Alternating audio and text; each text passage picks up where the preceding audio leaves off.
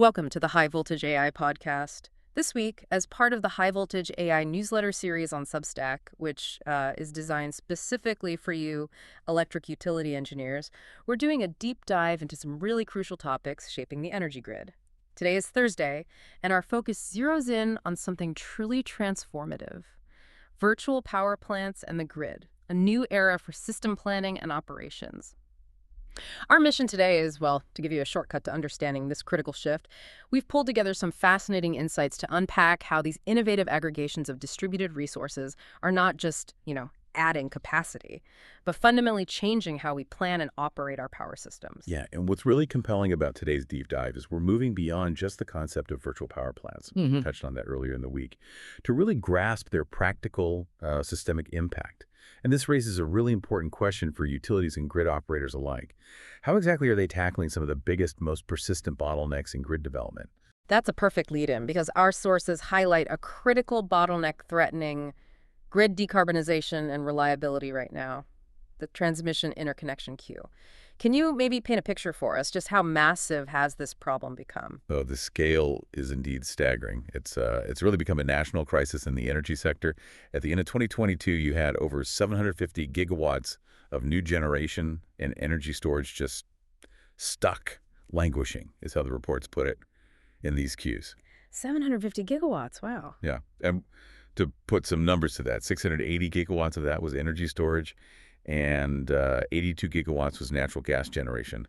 And the average time a project spends in these queues, it's ballooned from under 2 years to nearly 4 years. 4 years. Nearly 4, yeah. It's created this multi-year logjam that's severely delaying new energy coming online. It's like a massive traffic jam for new power projects, basically. A multi-year traffic jam. Yeah, that sounds like a nightmare for any project manager. So, okay, if that's the problem, where do virtual power plants fit into this crisis? How do they manage to, cut through that kind of red tape? Right, that's where they really shine. Virtual power plants, or VPPs, they offer a powerful way to, well, circumvent this entire bottleneck, because they're aggregations of small distributed resources already connected down at the low voltage distribution grid. Think things like rooftop solar, smart thermostats, EV chargers. Stuff people already have, basically. Exactly. Because they're already connected there, they simply don't require the same lengthy, complex transmission interconnection studies that large centralized power plants do. They don't impose that acute localized impact on the high voltage system that triggers those really intensive studies. So a virtual power plant can essentially be built and brought online as quickly as customers and their devices can be enrolled in a program. We're talking new capacity on a time scale of months, not years. That gives grid operators an incredible amount of strategic agility. Months versus years. Yeah, that ability to deploy quickly and precisely sounds like a game changer.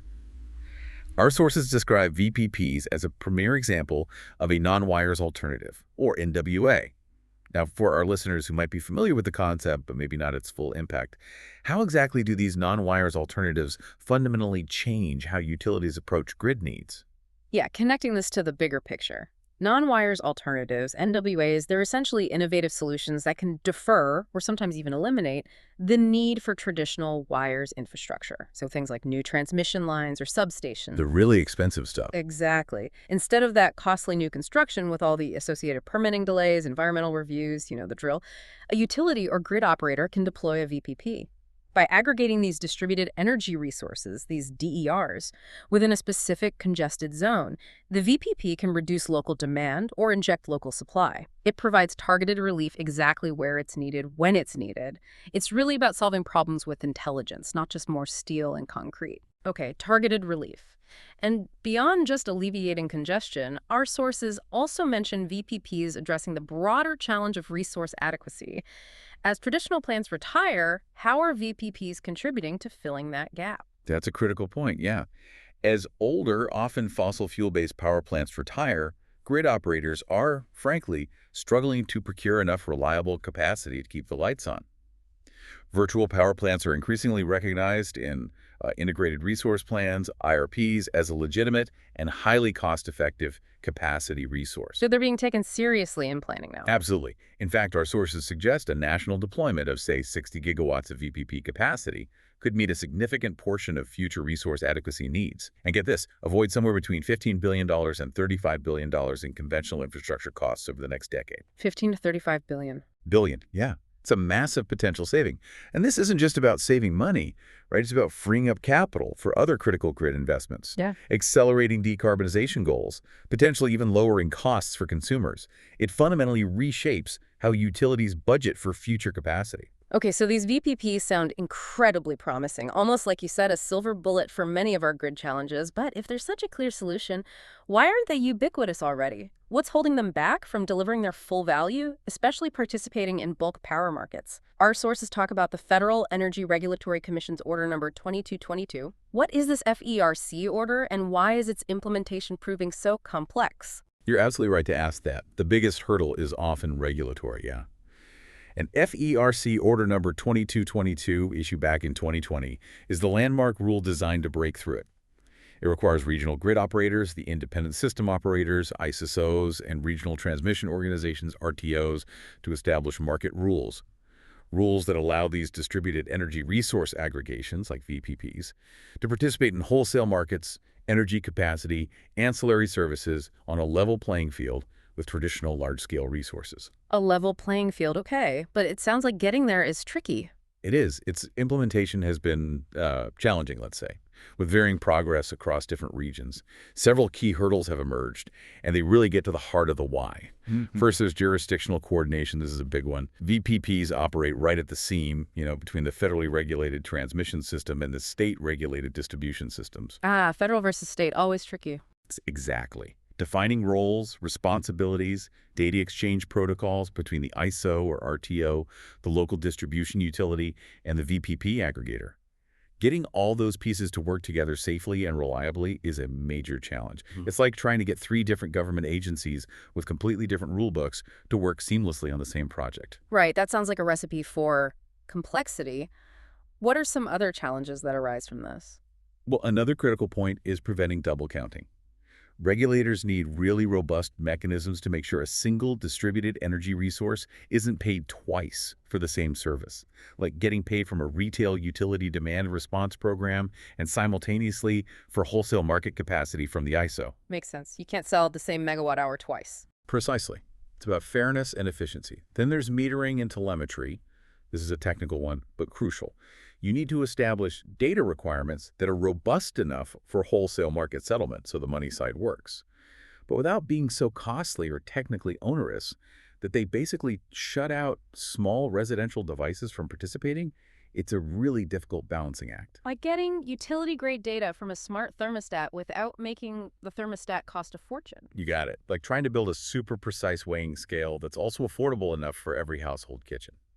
And finally, we have market models. Grid operators are grappling with how to effectively model and pulse VPPs.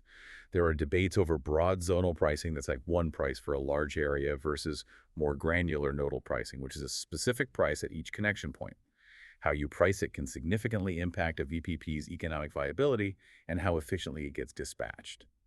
This friction, right at that federal-state jurisdictional seam, it truly represents the single greatest regulatory barrier to scaling VPPs and unlocking their full potential. Okay, so that paints a clear picture of the hurdles. What does this all mean in practice, though? Our sources give us a real-world look with the Electric Reliability Council of Texas, ERCOT's Aggregated Distributed Energy Resource Pilot project in Texas. Can you tell us about this pilot? How is it navigating these very real challenges? Right, Texas. It has a unique energy-only wholesale market, and this Aggregated Distributed Energy Resource, or ADER pilot project, it serves as a primary vehicle for VPP integration now. It's essentially a real-world laboratory for ERCOT, for the utilities, and for the aggregators to iteratively solve these technical and market challenges of VPP participation. A living lab, basically. Pretty much. And the pilot has progressed through multiple phases, learning vital lessons along the way. Initial participation was modest, but as of mid-2025, the combined qualified and potential 80-year capacity is approaching 40 megawatts. What's fascinating here is seeing how they're refining the rules in real time based on what they learn. Okay, so how has it evolved? What were some key findings from those earlier phases that led to these refinements? Well, phase 1, that ran from October 2022 to February 2024. It basically established the initial framework for participation. A key technical finding was that the initial telemetry validation processes, the data checks, were simply overly stringent for small aggregations. Too demanding, like we talked about. Exactly. Imagine trying to get super granular minute-by-minute data from thousands of individual residential devices. The requirements were almost impossible to meet cost-effectively at that scale. So Phase 2, from February 24 up to now, it added the ERCOT Contingency Reserve Service ECRS as an eligible service VPPs could provide. And it refined those telemetry validation processes to be more practical. This phase also identified significant discrepancies between load zone and nodal shift factors. Okay, what does that mean exactly? Shift factors. Right, so it means the aggregate impact of a VPP, when measured across a broader load zone, didn't always align perfectly with its precise impact at its specific nodal location on the grid. This mismatch can lead to inefficient dispatch, or maybe over or undervaluing their contribution. It affects how they're paid and ultimately how useful they are to the grid operator. Got it. So based on those learnings. Right. Based on those crucial findings, the proposed Phase 3, which should be effective mid-2025, includes some significant expansions. It doubles the capacity limits up to 160 megawatts for energy and 80 megawatts for each ancillary service. And crucially, it introduces a new, more flexible participation model specifically for aggregated non-controllable load resources. Non-controllable load. Like what? Yep. Think things like smart appliances that can temporarily reduce load, but maybe can't be controlled smoothly every 5 minutes like a battery could. This new model aims to broaden the types of DERs that can participate beyond just those capable of that smooth 5-minute dispatch. It opens the door to a wider range of demand response assets. It's a huge step towards true flexibility and getting more resources involved. This whole evolution of VPPs, especially seeing it play out in a market like Texas, Right. it really sounds like it's forcing a fundamental rethinking of how transmission planning itself is done everywhere.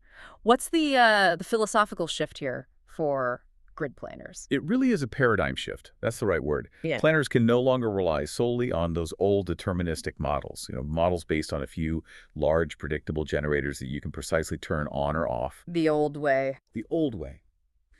Now, they must incorporate the aggregated, probabilistic behavior of millions of small, often less predictable resources embedded directly within the load. This requires a profound move toward new analytical tools. Tools that can forecast VPP availability and performance under a whole range of conditions: sunny days, cloudy days, high EV charging load, low load. It fundamentally changes how planners have to think about resource adequacy. You're moving from a world of firm capacity where you know exactly how many megawatts a plant can deliver, to one of probabilistic contribution, where you're managing likelihoods and statistical ranges. It's a different way of thinking about reliability. Wow. Yeah. And this raises a really important question for all of us in the industry.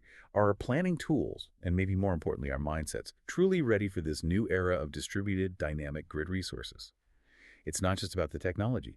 It's a complete change in perspective that's needed. We've definitely covered a lot today, from that critical interconnection logjam and how VPPs are jumping the queue, to their pivotal role as non-wires alternatives, potentially saving billions and navigating those complex regulatory hurdles in wholesale markets, especially highlighted by that evolving ERCOT Aggregated Distributed Energy Resource Pilot down in Texas.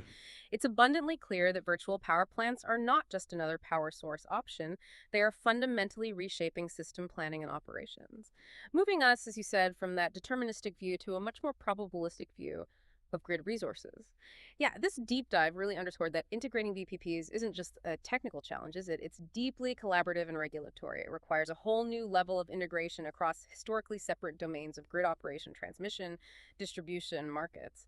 For you, electric utility engineers listening, understanding this profound shift is absolutely crucial as we plan for the future grid. The question really isn't if VPTs will be central, but maybe how quickly we can adapt our systems, our regulations, and our thinking to fully leverage their immense potential. We certainly hope this deep dive has given you a clearer picture of this new era. If you'd like to leave feedback or have any questions, feel free to reach out to our producer Julius Corey on LinkedIn.